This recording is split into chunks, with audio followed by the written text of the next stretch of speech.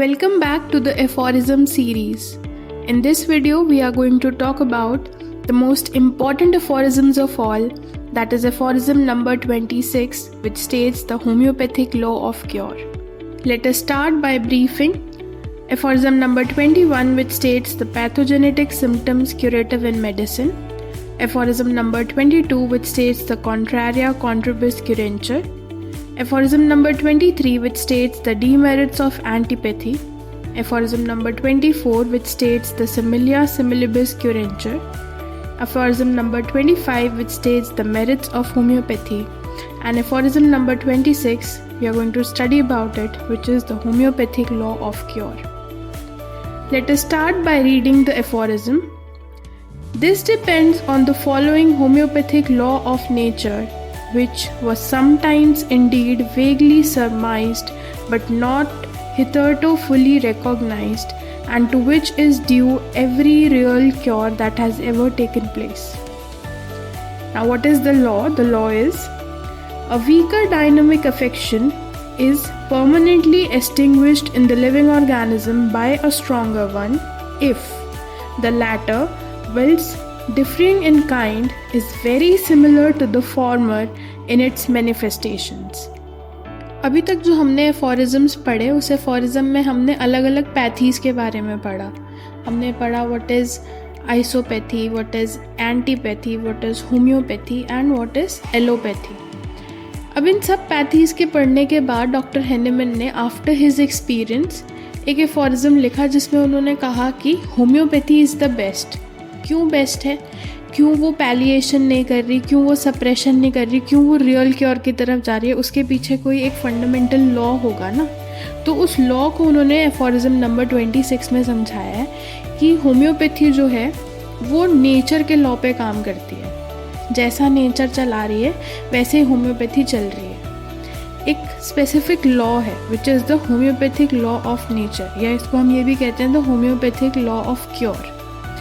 तो उस लॉ के बारे में पढ़ते हैं इस एफोरिज्म में. A weaker dynamic affection is permanently extinguished in the living organism by a stronger one if the latter, whilst differing in kind, is very similar to the former in its manifestations.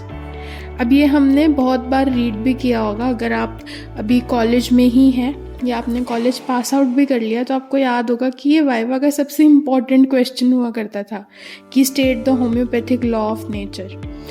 तो इस law को पढ़ते हैं कि क्या इसमें इतना खास है, क्यों इसको इतनी इम्पोर्टेंस दी जाती है.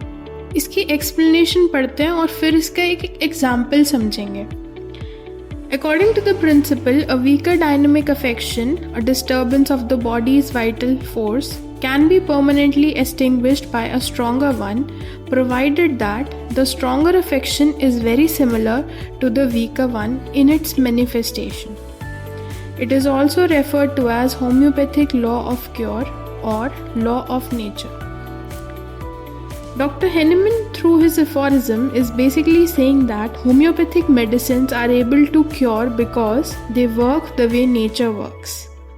The condition for this law to become applicable are 4 condition है इसकी. पहली condition है both the affections should be dynamic in nature.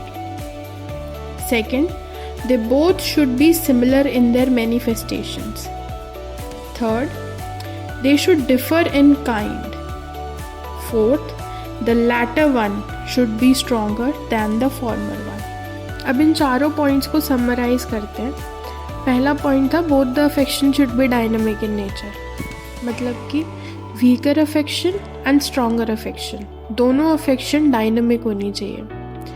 जब हम वाइटल फोर्स को पढ़ते हैं, वाइटल फोर्स के बारे में पढ़ते हैं, तो उसमें हम पढ़ते हैं कि vital force is dynamic, right. तो वाइटल फोर्स में अगर डीरेंजमेंट कॉज करनी है तो वो अफेक्शन को भी डायनामिक होना पड़ेगा.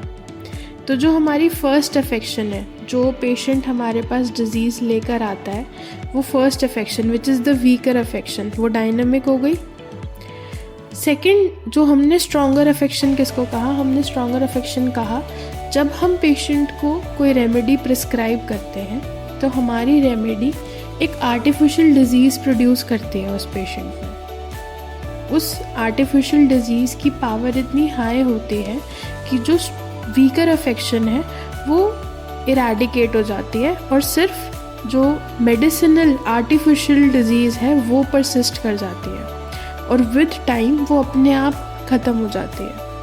तो जो स्ट्रॉन्गर अफेक्शन हुई जो हमारी मेडिसिन ने प्रोड्यूस की ह्यूमन बॉडी में, that is also dynamic in nature. वो डायनामिक कैसे हुई? क्योंकि हमारी मेडिसिन डायनामिक है, हमारी मेडिसिन पोटेंटाइजेशन के थ्रू बनी है विच इज़ डायनामिक। तो दोनों अफेक्शंस डायनामिक हो गई, वीकर अफेक्शन भी और स्ट्रॉन्गर अफेक्शन भी। सेकेंड पॉइंट पढ़ते हैं, इसमें कहा कि they both should be similar in their manifestation. इसका मतलब ये हुआ both the affection should have similar expression of disease. अगर पेशेंट कह रहा है कि I am experience certain set of symptoms, तो आप टोटालिटी बनाएंगे और मोस्ट सिमिलिमम रेमेडी देंगे। सिमिलिमम से क्या मतलब है कि जैसे जो सिम्टम्स पेशेंट एक्सपीरियंस कर रहा है हम वही मेडिसिन देंगे जो वैसे सिम्टम्स प्रोड्यूस कर सकते हो पेशेंट में, क्योंकि हम जानते हैं कि हमारा लॉ ऑफ सिमिलिया कहता है कि लाइक क्योर्स लाइक। मेडिसिन वही प्रोड्यूस करेगी जो वो क्योर कर सकेगी। अगले पॉइंट पे बात करते हैं। अगला पॉइंट कह रहा है कि they should differ in kind. अब काइंड से क्या मतलब है?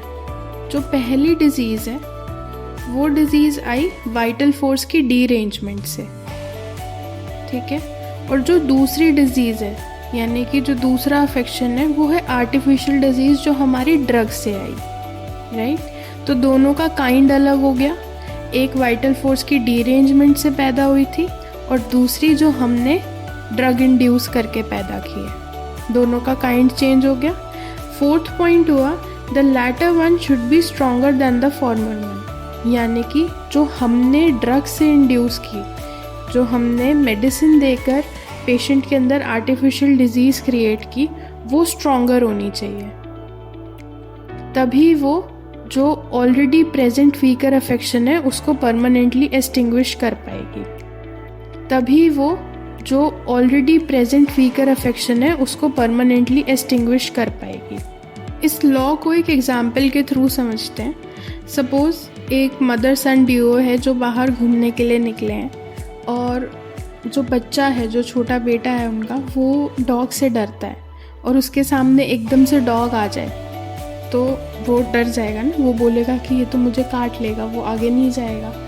और उसी कंडीशन में मान लो लायन भी आ जाए, डॉग तो वहाँ है ही, लायन भी आ जाए, तो वो बच्चे का जो डॉग को लेके डर है ना वो ख़त्म हो जाएगा। अब वो क्या चीज़ उसको लगेगी कि यार शेर तो मुझे खा जाएगा, कुत्ता तो मुझे सिर्फ काटता, शेर तो मुझे खा ही जाएगा। तो ज़्यादा डर किसका हुआ? शेर का हुआ। तो शेर के डर की वजह से कुत्ते का डर ख़त्म हो गया। तो यही हमारी वीकर और स्ट्रॉन्गर अफेक्शंस हैं। जो वीकर अफेक्शन है वो स्ट्रॉन्गर अफेक्शन के आने के बाद परमानेंटली एक्सटिंग्विश हो जाती है, और जो शेर है, जो स्ट्रॉन्गर अफेक्शन है, वो तो हमारी मेडिसिन ने ही प्रोड्यूस किया है। और अगर हमारी मेडिसिन ने प्रोड्यूस किया है तो हम तो ये पढ़ते ही हैं लॉ ऑफ सिमिलिया, जो मेडिसिन प्रोड्यूस करती है वो मेडिसिन उसी को क्योर भी कर देती है, यानी कि एक सर्टेन पीरियड ऑफ टाइम के बाद वो स्ट्रॉन्गर अफेक्शन अपने आप चली जाएगी, मतलब पेशेंट वापस से हेल्दी हो जाएगा। अब इसका फुटनोट पढ़ लेते हैं 26th एफोरिज्म का, ये भी बहुत इंपॉर्टेंट है। Thus are cured both physical affections and moral maladies. इसी तरीके से फिजिकल अफेक्शन और मोरल मैलेडीज भी क्योर हो जाती हैं। How is that? In the early dawn the brilliant Jupiter vanishes from the gaze of the beholder by a stronger very similar power acting on his optic nerve, the brightness of approaching day. अब ये सबको पता है कि रात को अगर हम आसमान में देखें तो तीन चीज़ें बहुत प्रोमिनेंट चमकती हैं। पहला चांद, दूसरा वीनस और तीसरा जुपिटर। रात को जो जुपिटर इतना चमक रहा होता है वो सुबह हल्की सी धूप की किरण निकलने से पहले ही वैनिश कैसे हो जाता है। अब इस एग्जाम्पल से ये समझो कि ये जो चांद, जुपिटर, ये क्या है? ये सोर्स ऑफ लाइट है। अब यहाँ पे बेसिकली डॉक्टर हैनेमन जुपिटर की बात कर रहे हैं तो हम जुपिटर तक ही इसको सीमित रखते हैं कि जुपिटर रात को चमकता है, ठीक है, रात को लाइट का सोर्स बन जाता है, पर सुबह जैसे ही सन आ जाता है तो उसकी जो ब्राइटनेस है वो ख़त्म हो जाती है, वो वैनिश हो जाता है। क्यों? क्योंकि sun here is the stronger affection, ज़्यादा ताकतवर है. Jupiter is the weaker affection. दोनों के जो अफेक्शन है वो सेम है. अफेक्शन क्या है? ऑप्टिक नर्व पे काम कर रहे हैं. दोनों का मैनिफेस्टेशन क्या है? सिमिलर है. क्या है? सोर्स ऑफ लाइट है दोनों, जुपिटर भी और सन भी. पर लेकिन जैसे ही स्ट्रॉन्गर अफेक्शन आ जाता है, जैसे ही सन अपीयर हो जाता है, the weaker affection it permanently extinguishes. यानी कि जो जुपिटर है उसकी ब्राइटनेस एकदम से वैनिश हो जाती है. अगला एग्जाम्पल पढ़ते हैं. In situations replete with fetid odours wherewith is it usual to soothe effectually the offended olfactory nerves with snuff that affects the sense of smell in a similar but stronger manner. No music, no sugared cake which act on the nerves of other senses can cure this olfactory disgust. अब इस example के through doctor Hahnemann कह रहे हैं कि suppose आप एक जगह पे हो जहाँ पे बहुत ज़्यादा फीटेड स्मेल है, बहुत फाउल स्मेल है. अब उस जगह पे आप क्या करोगे? उस जगह पे कैसे उस चीज़ को क्योर कर सकते हो? क्या अगर आप कुछ खा लोगे, मुंह में टेस्ट अच्छा आ जाएगा तो वो स्मेल चली जाएगी? नहीं, क्योंकि अफेक्शन नोज से है, ओल्फैक्टरी नर्व से है. तो अफेक्शन दोनों चीज़ों का सेम होना चाहिए, वीकर अफेक्शन का भी, स्ट्रॉन्गर अफेक्शन का भी. अगर फीटेड स्मेल है, नाक को अफेक्ट कर रही है, तो जो स्ट्रॉन्गर अफेक्शन है यानी कि खुशबू जहाँ से लेनी है हमने, जहाँ पे हमें स्नफ लेना है, वो भी नोज से होना चाहिए. ऑल्फैक्टरी नर्व अफेक्शन सेम रहनी चाहिए.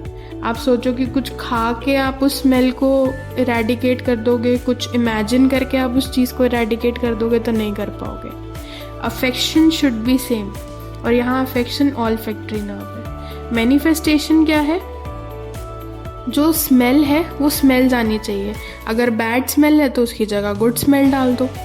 ठीक है, तो जैसे ही आप एक गुड ऑर्डर डालोगे, गुड ऑर्डर वहाँ जाएगा और फिर से एनवायरनमेंट नॉर्मल हो जाएगा, एलिविएट हो जाएगा, जैसे पेशेंट एलिविएट हो जाता है. आगे क्या कह रहे हैं डॉक्टर हैनेमन?